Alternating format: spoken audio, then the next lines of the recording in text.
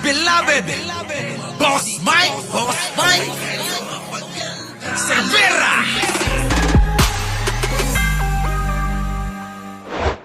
Vice President Sara Duterte ng petisyon sa Korte Suprema ay nagpapakita na takot ito sa impeachment trial. Oh, yan. Oh, kita nyo, ano natawag sa kanya? Takot, natataranta, aburido, ano pa, mga kababayan?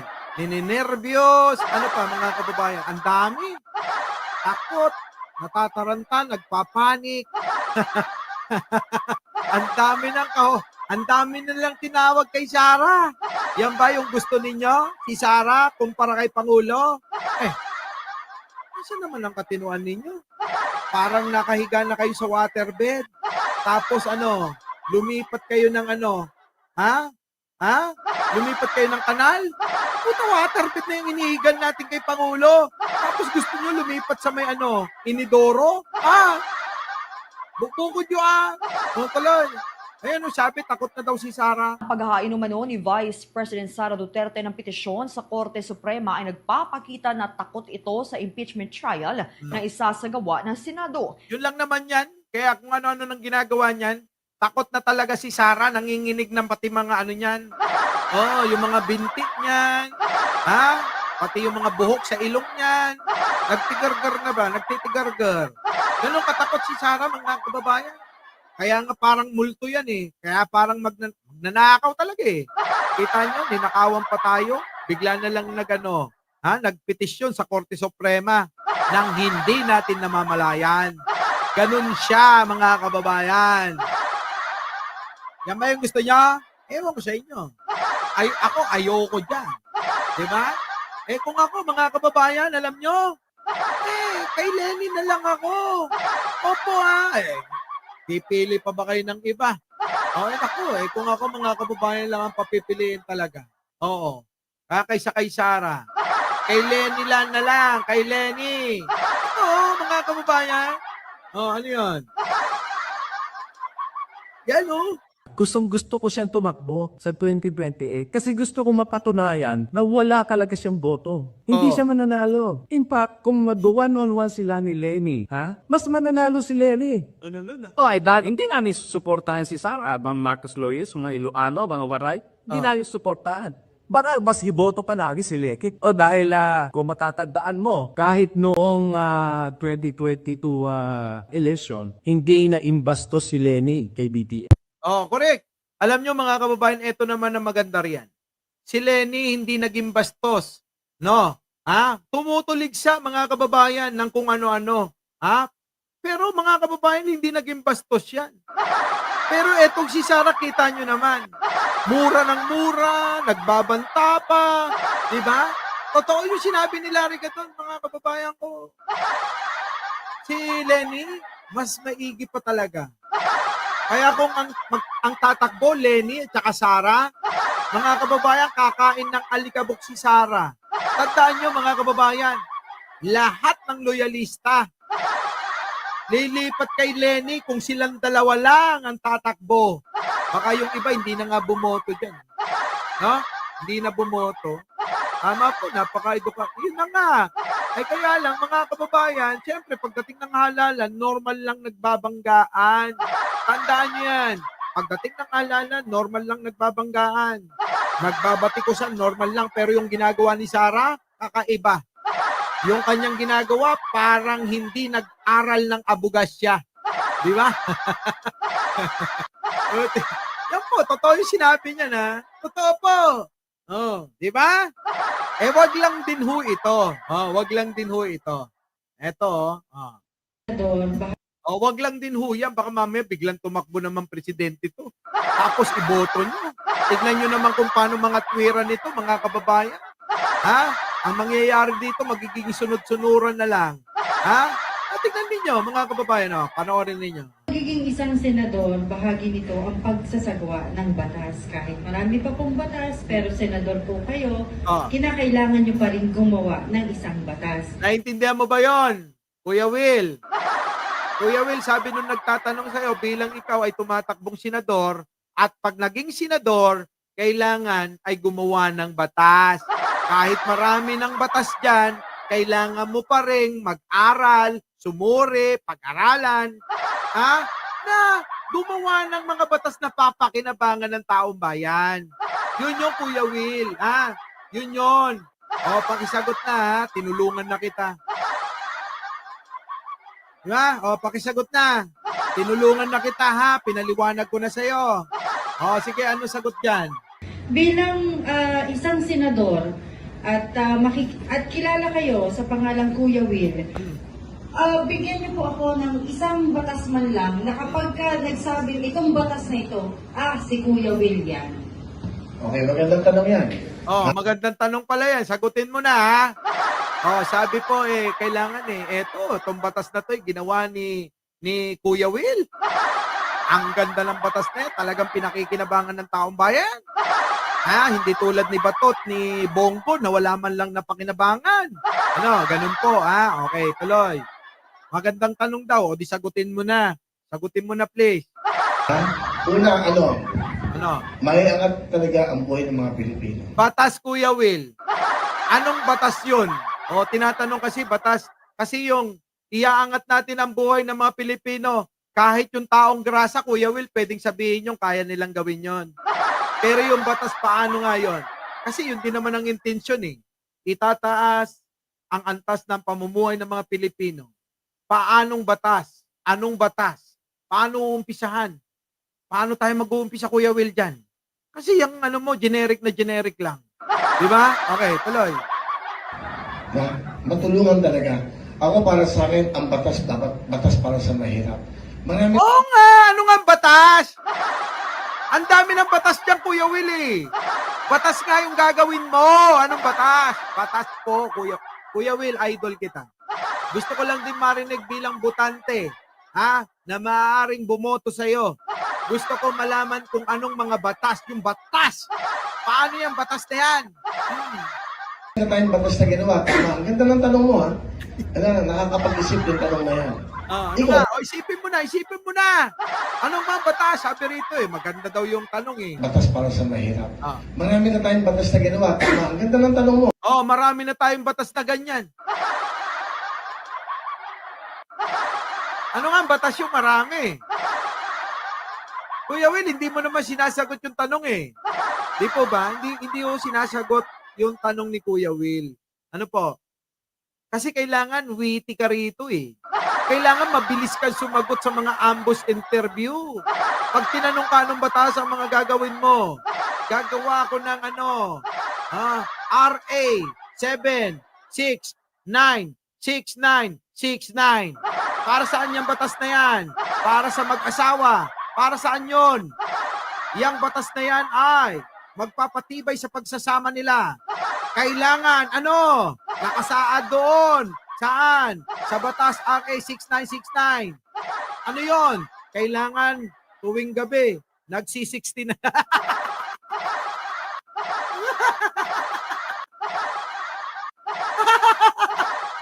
Diba? Ganun, Kuya Willie. Alam mo, Kuya Will, totoo lang tatalunin kita. Oo, kahit loko-loko ko.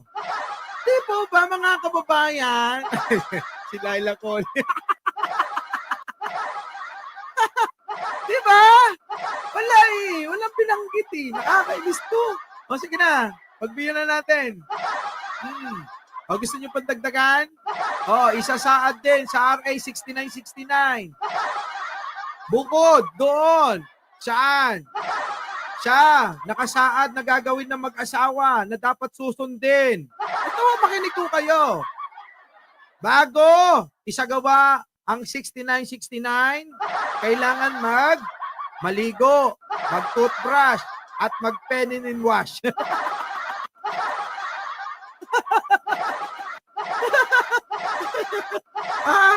Kasi mga kababayan, pag hindi nag-feminine wash baka mamaya yung mga lalaki, kung kailangan yung toothbrushin, yung mga gilid-gilid, toothbrushin ninyo naman.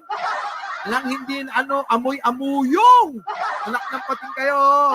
Diba? Dapat maliwanag. Ngayon, mga kababayan, ito'y batas na nagpapatibay sa pagsasama ng mag-asawa. Totoo, di po ba? Abay, wala na akong kabastos yan. Totoo naman, ginagawa natin yan eh. Di ba? Sabihin yung walang gumawa sa inyo niyan. Di ba? Oh, 69, 69. 69 sa umaga, 69 sa gabi. Sa tanghali, magtrabaho Ganon. Di ba? Si Kuya Will, walang alam eh. Tuloy, ito na. Mag-shape pa raw. Edi isahan natin doon.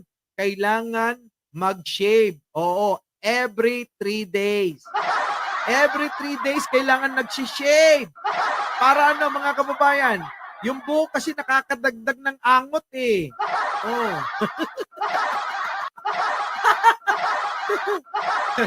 Sa mga lalaki naman. Tandaan niyo yan kailangan uminom kayo lagi ng vitamin. Para laging malakas kayo pag may derby. Ganun yun. Nakapaloob dapat lahat. Naka-itemize yun. Ano bang mga dapat gawin? Yan, no? Yang 69 na yan. Sige, Kuya Will, meron ka ng example. Baka naman hindi mo pa alam sasabihin mo, Di ba? Hoy, Kuya Will, may example na tayo ng batas na pwede mong gawin. Ipasa. Kasi yan, alam nyo, kapag ginawa niya yan, ilalaban niya pa sa plenaryo. Pag didibatihan pa yan, ng mga kababayan, kapwa niya magiging senador eh. Bakit mo gusto yan? Hindi ba pwedeng ganito? May batas na tayong ganito. Parang ganyan lang din yan. Ganun yung mangyayari dyan eh. Kaya kailangan matalas ang isip eh. Tuloy. Nakakapag-isip yung tanong na yan. Ikaw, ano sa tingin mong batas na gagawin ko? Kita niyong, ano ba, Kuya? Ikaw yung tinatanong, binalik mo naman. Sinabi mo pang nakakapag-isip ako dyan sa batas sa tanong mo na yan. Tapos tinanong mo bigla, binalik mo dun sa sa reporter o yung nagtatanong. Mahina, no, mga kababayan? Yung ganyang estilo, Kuya Will, pwede mong gamitin yan sa kwentuhan at mga argumento lang. Yung mga argumentong inuman lang. Pwede yan, yung mga banat na ganyan, pwede ho yan. Yung gagamitin niya, ikaw, ano yung batas na gusto mong gawin? Yung mga ganyan, pwede yan. Doon tayo, nag-iinuman tayo, nagsashot tayo ng 6 bottles. Diba? Isang bucket. Diba? House Bill 6969. Yan. Tuloy. Babalik ko sa'yo. Ikaw, baka may suggestion ka. Kita nyo? Hindi. Ikaw, Kuya Will naman, hindi naman yan yung magiging senador. Yan ang problema na hindi nila naiintindihan yung tinatakbo nila eh. Kuya Will, kung ayaw mo naman pala, kung hindi ka naman maalam sa paggawa ng batas, huwag ka nang tumakbo dyan. Pwede siguro, Kuya Will, mag-mayor ka na lang. Yun, maiintindihan pa namin. Mayor, di ba? Pwede na yun. Pero senador? Tapos hindi ka marunong hindi ka maalam sa batas. Ano ba? Batas ang pinag-uusapan dyan eh. Biglang tinanong yung reporter. Ayan, tingnan nyo. ako para sa akin, ang batas dapat batas para sa mahirap. Marami na tayong batas na ginawa. Tama. Ang ganda ng tanong mo, nakakapag-isip yung tanong. Marami na palang batas na gano'n eh. Ano pang gagawin mong batas? Di ba? Marami na daw batas na gano'n para sa mahihirap. So ano pang gagawin mong batas kung may batas na ngang ginawa dyan? Ikaw, ano sa tingin mo ang batas na gagawin? Kita mo, ikaw, ano sa tingin mo ang batas na gagawin natin? Pagka ganyan, mga kababayan, hindi ko na iboboto yan. Di ba? Babalik. Huwag nyo nang dagdagan si Robin Padilla, maawa na kayo. Maghanap po kayo ng mga abogado, yung mga ala Miriam Santiago, yung mga ala Joker Arroyo, yung mga ala Nene Pimentel, kahit mga anti-Marcos yan, mga kababayan. At least pagdating sa paggawa ng batas, kita nyo naman. Yan yung tanong niya. Ikaw, baka may suggestion ka. Hindi. Kita mo, sinagot ka? Tingnan mo, binara siya. Patay ka dyan, Willie, nakakahiya ka. Sabi mga kababayan, Ikaw, baka may suggestion ka. Sabi nung tinanong niya, yung nagtatanong, ay hindi naman po ako tatakbong senador eh. Kita nyo, kinakakahiya ka dyan. Idol pa naman kita. Wawawi, sinong di mawiwili. Ganun-ganun pa ako nung araw. Wala nga, Kuya Will, wag na dyan. Pwede, kung ang intensyon mo, tumulong lang naman. Wag na dyan sa Senado. Maniwala ka sa akin, mai-stress ka dyan. Mas maraming basher, Kuya Will, tandaan mo. Mas maraming basher kang matatanggap pag nandiyan ka na mismo. Ayun palang kita mo naman, oh. Nakikita na yung mga kabubuhan mo. Oh, tuloy. Sabi nung nagtatanong, oh, pakinggan nyo maigi, ha. Ikaw, ano sa tingin mong batas na gagawin ko? Babalik ko sa'yo. Ikaw, baka may suggestion ka. Hindi. O, kita mo? Hindi po ako senador eh. Totoo! Tama yung sagot. Kasi Kuya Will, yung mga senador dapat sumagot niyan eh. At yung mga nagbabalak maging senador. Hindi yung mga taong nagtatanong.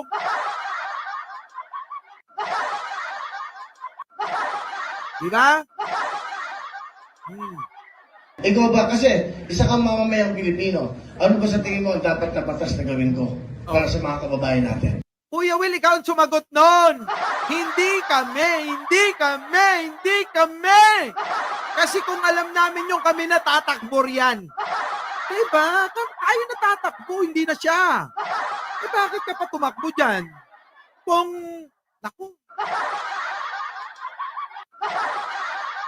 Ang politika sa bansa natin, mga kababayan, pag ganito ng ganito mga kandidato, wala nang pag-asa.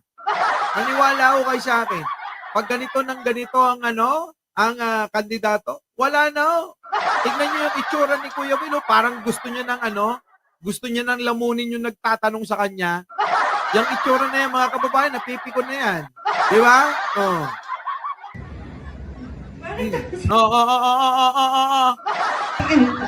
Hindi kasi nga, gusto kong makinig sa inyo. Anong gusto makinig sa inyo? Kung gusto mo pala kami mapakinggan eh, hindi mo na kailangan. Ganito lang, manood ka lang sa akin, malalaman mo na yan. Ibang klase. Ewan ko. Di ba nakakahiya, no? Nakakahiya, mga kababayan. Tapos yung ganyan, yung mga senador natin, Lito Lapid, Bato, Robin Padilla, tama nyo pa yan. Kawawa naman kayo. Kawawa na tong bayan na to. Oh. Okay, yan. Gusto kong makinig sa para tama ito, ha? Tama itong tinatanong niya sa akin. Para pagpunta ko... Tama yung tinatanong! Kuya Will, hindi yung tanong ang mahalaga rito. Ang kailangan naming malaman ano yung sagot mo sa tanong. Kasi gusto namin na marinig sa'yo na si Kuya Willie merong plano na batas na gagawin para sa aming mga Pilipino. May nakaplano. Diba? Yun na nga yung sample ko. Gawa ka ng House Bill 6969. Sample. Kailangan sa panuntunan ng matibay na pagsasama ng mag-asawa, kailangan laging naghuhugas siya. Sumunod. At nakasaad din dito na kailangan laging nag-shave siya. Sumunod, kailangan lagi uminom ng sabaw ng buko para maraming katas. Oo. Diba?